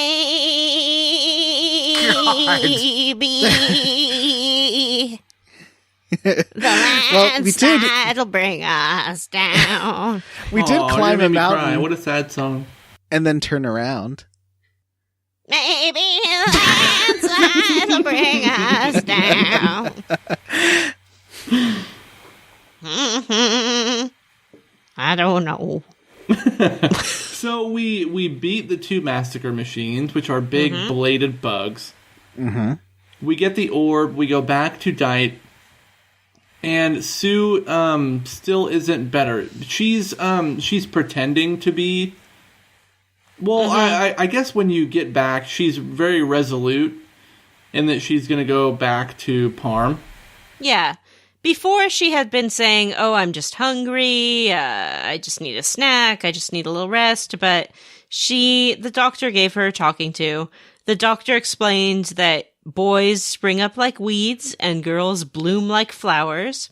What does that mean? I have no idea. Is she talking about their junk? Yeah, I think so. Well, I got the impression that maybe Sue is a little upset that Fina has kind of become Justin's primary female friend.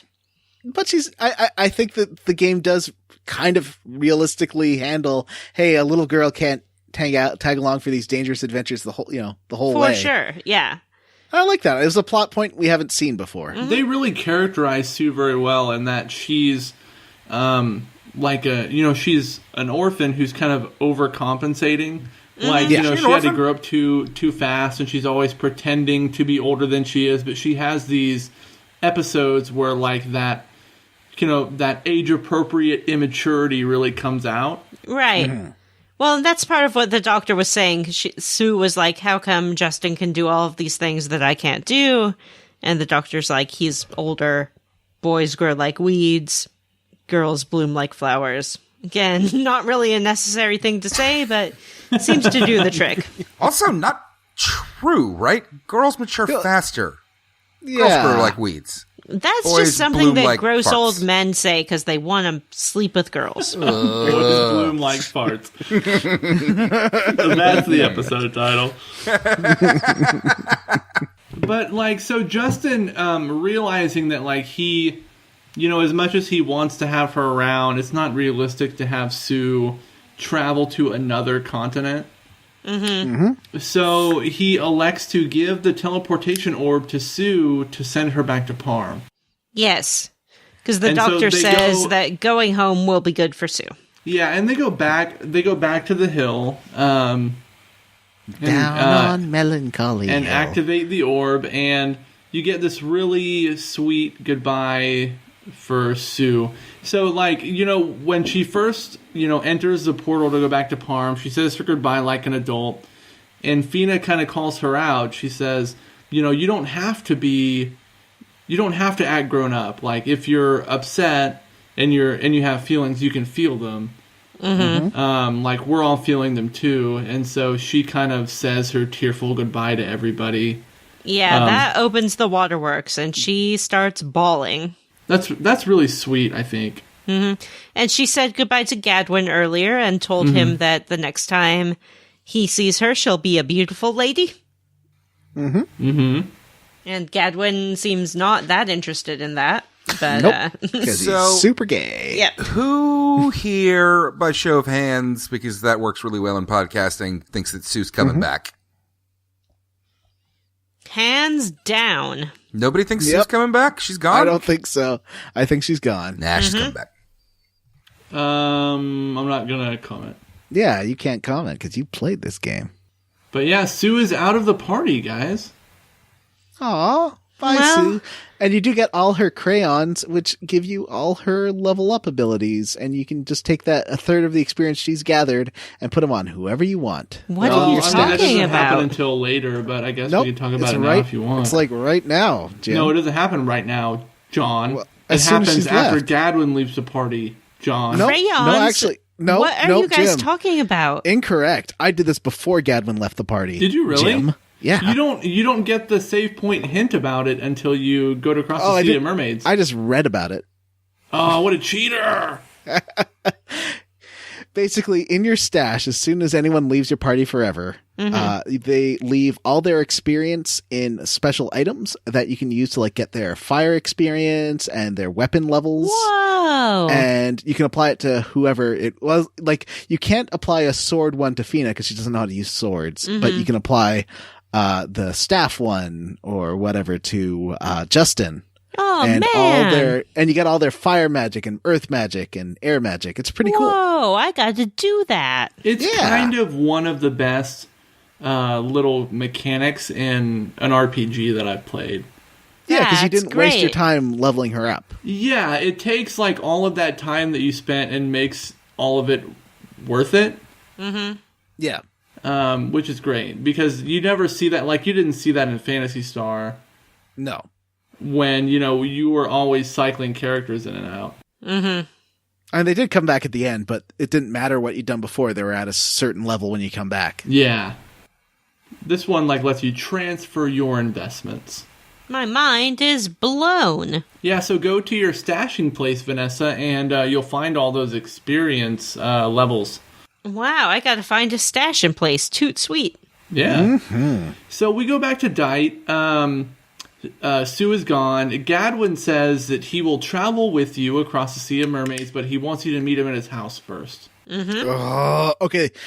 Now, I said to Jim at this point, because to get to his house, you have to go through the flying dragon area again and fight all those random encounters. Even though they only take a second to do the fight, the load times are about a minute each. And there's so many monsters, and I just got so mad I had to put my controller down and go eat some pho. Well, the game really fucks you over because so you make your way through the Valley of the Flying Dragon back to Gadwin's house, and he's like, you know what? Before we go, I need to test Justin again. I'm going to fight him. So you have to battle Gadwin again, which nonsensically, he has way more HP in this battle than he does as a party than he would normally member. have. But he also can't, he does 0 damage to you. Yeah, that's true. And so he is holding back. He is beat totally him. holding back. Yeah. So you beat him, and he says, you know, Justin is a man now. He's passed the test. And he doesn't even go with you across the Sea of Mermaids. No, he's What a like, guess liar. what? I'm not coming. Yeah, Why? He They exits could have the done party. this anywhere. He could have done this in Dite. We didn't have to go through these screens of dungeons you've done before. And then you have to go back again, the other way. And then you have to go back through it. It's the worst.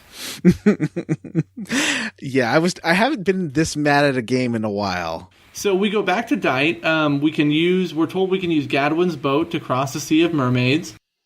So we jump into Gadwin's boat. We make It's our a way. great little boat. It looks like an anglerfish. It's a like cute little everything boat. around here.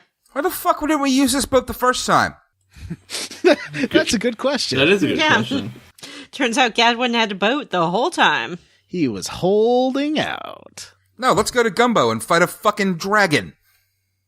Gumbo. We didn't really get in. I mean, we mentioned that it has the best music, but it really has fantastic music in the town It's of Gumbo. really good. John, maybe you can drop a little something in here for our listeners. Sure, here's some fantastic gumbo music.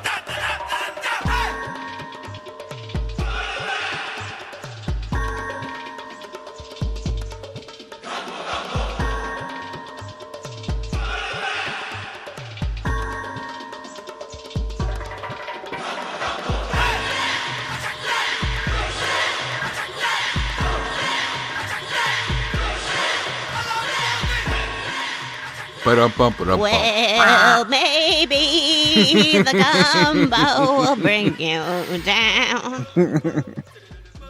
So, Back Buttons in on your Gadwin's boat. It's just Justin and Fina at this point, which is, drives my anxiety through the roof.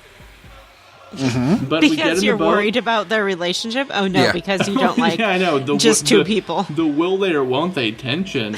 Jim Yeah. can't stand It being gets to me. one-on-one with girls. Girls. We do get a nice little romantic scene with Justin and Fina again. She's still being very forward. I wasn't really into them as a couple until this scene, but now I'm starting to kind of feel it a little This bit. was a really well played scene where she kind of, plays to Justin's apprehension at the whole idea of a romantic relationship. And because of her being so forward, he begins to kind of come around on the whole idea of, kind of being in love with her. So you get that kind of tense exchange where he's like, "Oh, I never thought about you like that." And right when things are kind of hitting their peak, there's a woman who's like at the front of your boat, like you run over her. Oh, yeah. That was kind of weird. And you bring her aboard, and she totally is a gets mega all up on hottie. Justin's nuts. A mega hottie. And it's talking about how, Gear. pirates have kidnapped her and Justin her is friends, and she needs a instantly big, smitten. strong hero like Justin to save her. He starts losing his ding-dang mind over how good-looking she is. Mm-hmm. And she proclaims that Justin is her hero. And her little profile picture is kind of like blushing all the time with like perfectly curled hair. And she says, "Oh, my hero. Pirates have invaded my island. Oh, help. You're my hero." And Justin is just like, too. As a matter of fact, I am a hero. And he is ready to rescue whoever he can. I think everyone's spider sense is tingling here because we know about mermaids. Yeah, certainly Fina's is. Sirens. Yeah, and this girl is dressed exactly the same way Ariel dresses when she washes up on a beach and wraps herself in like rags. She's sort of wearing a white rag dress. And Fina's like, what island? And the girl's like, oh, right over there. And Fina's like, that island wasn't there a minute ago. And Justin is just like, come on. Pirates attacked her island. Let's go get him. Do you think that he was under a magical spell here, or is he just dumb? I think he's just dumb at this point. Okay. I was curious about this too, because is he reacting with his 15-year-old wiener, or is she influencing him? No, I think it's his wiener and his ego. Oh. Because, she really lays into the whole ego thing where... The living planet? I need a brave, strong man to save me and my friends, and he's just all about it. Yeah. Like Sue, she speaks with the heart emoji. I don't know if we've ever mentioned that Sue's lines often have a little heart at the end of them, just so you know that she is speaking to you as sweetly as possible. Ooh, yeah. So, luckily, this next dungeon, which is the island, is very short. It is? It is super short. Not even a lot of enemies, which is nice. Mm-hmm. No, there are some fish, but the main, I guess, kind of maze part of the dungeon is just one big loop, so just make your way around. Eventually you find the piece of land, which there's a bunch of scantily clad mermaids who are happy to see their big, strong savior. Yeah, they mention that they're hungry more than once. Which is not a red flag. No. And Justin is like, oh, you guys must not have eaten since the pirates attacked. And they're like, that's right. And then they say, you saved us all except one of us is left. Just go into this room here and save her. Which, this is where this whole mermaid thing collapses. Because you go to fight the next boss, which is the I don't know, what's the name of it? Grin fish? Grin whale. Which, the whole conceit of this is that these grin whales have these scantily clad ladies as lures on the tips of their heads. But yes, they are anglerfish. Every lady that you have met thus far has acted autonomously. Well, and so you not think attached to grin whales. Perhaps we were under the spell. So much so that we, even as the player, could not see the strings that were holding these scantily clad women. I don't know. It doesn't make any sense. But we defeat the Grin Whale. This was a harder boss fight for me. Yeah. Okay. It's tough. Maybe I just didn't do it very well. The angler, the little lantern-y part first. The lure. And that seemed... I killed the lure first. And the nice hat. Yeah, the lure will enchant Justin. Yeah, because that was causing... That was trying to kill Justin, and it was doing a pretty good job of it. So I kept him alive by just targeting that and trying to delay the lure as much as possible. So we kill that. We have a little heart-to-heart talk on the boat. She loves Justin. She makes Justin say he loves her. Oh. Wait, what? Yeah. Yeah. He doesn't say he loves her. Yeah, he does. Does he really? At least I did there's a dialogue choice, and I chose that he says he loves her. Yeah, but when I chose that, he was like, oh yeah, I love you. Everyone loves you. Yeah, he was real. He really hedged on that one. Yeah, he's like Sue loves you. I love you. Gadwin loves you. And then she's like, come on, dude. You understand what I'm saying. And he's like, ugh. So yeah, and so we leave the pirate island, and we see landfall on the next continent, and that is the end of Disc 1. Well, all right. I got a little message that says insert Disc 2, but I'm playing on a Vita, so I don't know what to do now. I guess I'm done playing this game. Oh, if you hold so I had to figure this out. I was on an airplane, and I was getting really depressed because I couldn't play the game anymore. But if you load the game, hold the PS button on your Vita, And then a little menu pops up and it says change disc. Same with, amazing. On PS3, you hold the PS3 button, and that's how you do it. Whoa.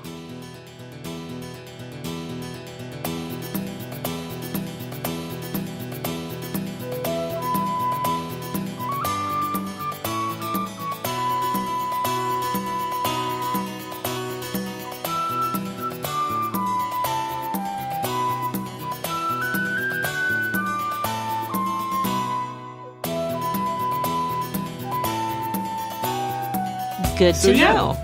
So that's it for this week's episode. Where do you guys want to play to for next episode? I want to play 3 hours for the next episode, so what's 3 hours worth of game? Let us play until the end of the Tower of Doom. Okay, that sounds good to me. That's not that We'll have to have far. another long chunker soon, though. Sounds pretty This grim. game- I'm looking forward to it. Yeah, you get some new party members next episode. Ooh, I'm excited. Yeah, good time. Yeah. Sue. Sue, too. So yeah, that's it for this week's episode. There are, you know what? I think there's a bullshit minigame for the corner.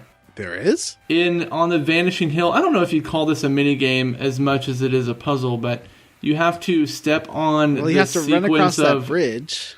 You have to step on these pads on the hill in a certain way to yeah. get the things to rise up in the correct. And they shuffle around, right? Every time you Yes, step on them, do they shuffle around. shuffle. I- So you I have hit- to I get got them in that- the right order and then shuffle them. I did that in 2 moves, so I don't know. I just hit the right buttons randomly, but I guess it's sort of, it's a puzzle. There's a heavy step, or a mid step, a high step, and a low step, and you have to get them in the right order. That is, I guess, bullshit minigame, sure, but it's very, very short. Matthew, Matthew, what are you squarely against? I'll be roundly. I know it's kind of, I'm repeating myself, but I really like the little romance plot in this game. I think it's the first game we've played that's had an actual, not a romance subplot, but one that's actually fleshed out. And I'm enjoying it. I feel like a lot of these games, it's just by the end, they're like, yeah, we love each other. I'm thinking about Final Fantasy IX and how there's no way anybody liked Zidane at the end of that fucking game. I can't think of any other game that's had characters where I'm like, yeah, no, I see this. I can see how they're kind of growing to like each other and blah, blah. So I really like that. It's, to me, the best aspect of this game. What about you, Vanessa? I am roundly for catapulting people out of a yurt into a volcano.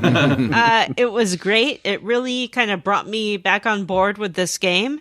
It was whimsical and delightful, and I love that they had a little conversation while they were hurtling through the air towards the volcano. And Fina was kind of like, I told you this was some, yes, she is. She's still kind of sitting in the same pose that she was sitting when she was catapulted. She's really keeping herself together.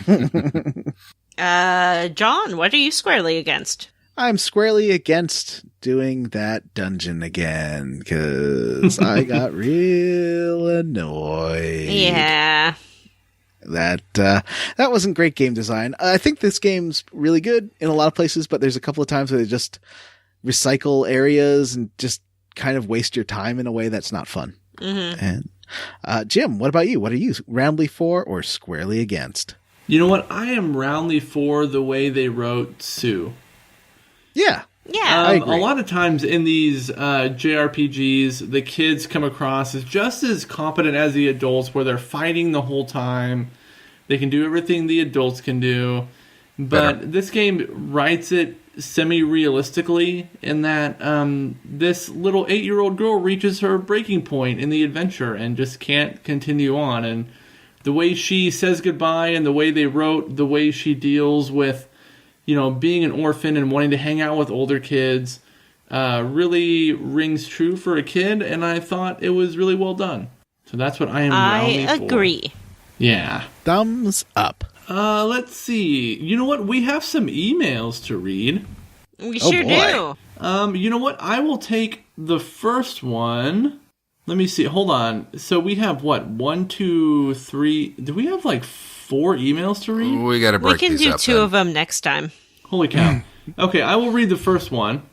Mm-hmm. This one reads, "Hi there. Just see you doing Grandia. It's one of my favorite RPG series. You lamented the quality of the localization a few times during the first episode, and, well, yeah, it's a problem.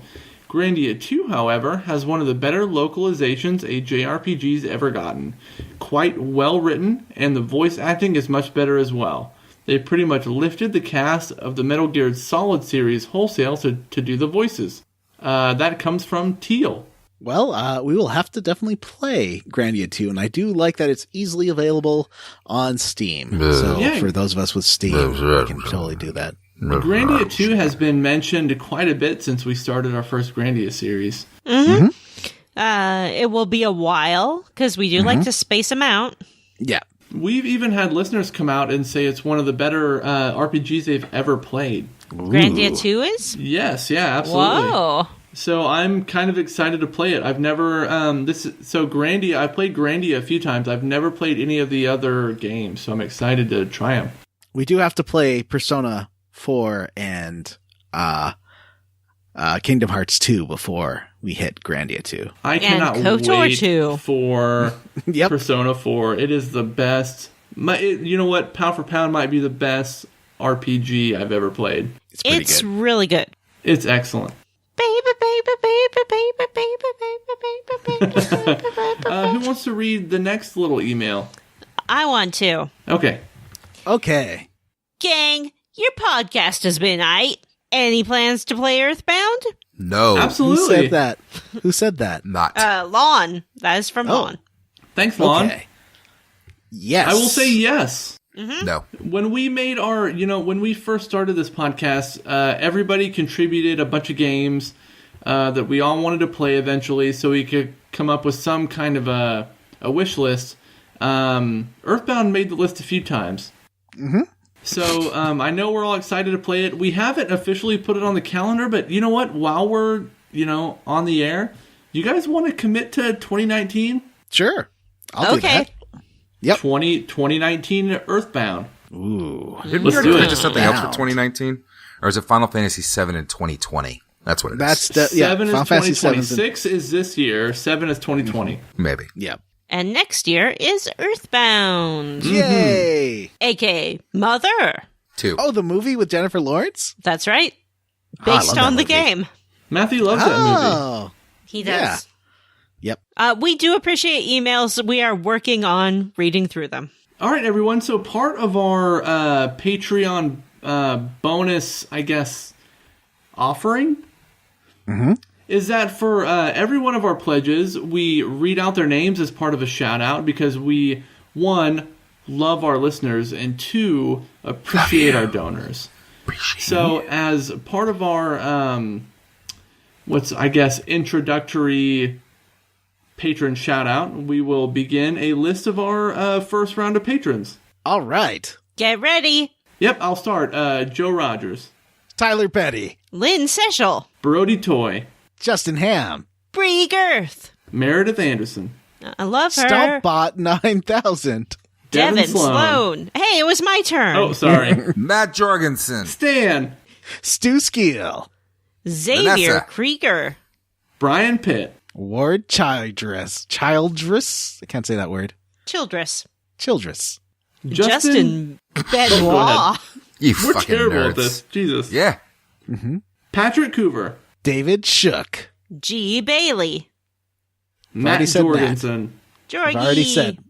Yay, Jorgie. It's the Yeah. Georgester now. We changed his name. And finally, last but most important, Vanessa's mom. yay! Thank you, everybody. That is super awesome. Now, Well, maybe the landslide will bring no, you down. Oh. no. Oh. Da, da, da, da, Da, da, da, da, da, da, da. Da, Mike da, Falek, da, plus 10 to cult starting. You've gained the ability Pristine Edit. Xavier Cadis Krieger, plus 10 to Boba Fetting, negative 5 to Django. You can now dual wield goats. Bree, plus 10 to Weird Button Eyes. You now know the skill Peeping at My Husbando. You've gained resistance to porgs. That's it. We're done. Yay! All right. All right, everyone. That's it for this week's episode of Square Roots. As a reminder, we are playing until the end of the Tower of Doom for the next episode. Mm-hmm. Just as a quick reminder, we do have an email address. We read a couple emails earlier. If you would like us to read your email, you can reach us at squarerootspodcast@gmail.com. Pardon? Our opening theme is Charles Ritz's cover of The Sandy Beach of Gumbo, featuring Alejandro Espinosa and Noah Benson. Our ending theme is a vocal cover by Cyril the Wolf. Check out Cyril the Wolf and Alejandro Espinosa and Noah Benson on YouTube. Links in the show notes. Okay, please rate, review, and subscribe on iTunes or wherever you listen to your podcast. If you screenshot your review and post it in the Facebook group or Twitter, I'll tell you how you leveled up. All right, everybody, that's it for this week's episode of Square Roots. I am Jim Banks. I'm Matthew Van Zant. I am John Brandon. Well,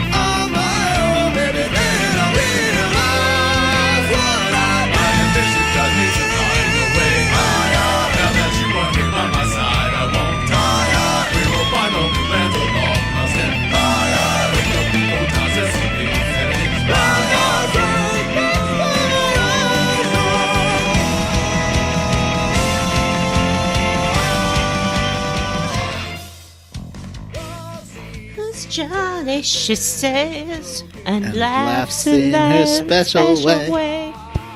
Who's Johnny? She says, who I don't is know. Johnny? Oh, Who is Johnny? She says. Who is Johnny?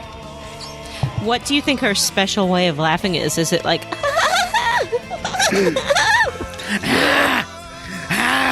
I think it's puff, puff, puff, puff, puff, puff, puff. oh, Mr. Sheffield. All right, guys, let's do it. You guys ready to clap? Oh. yeah.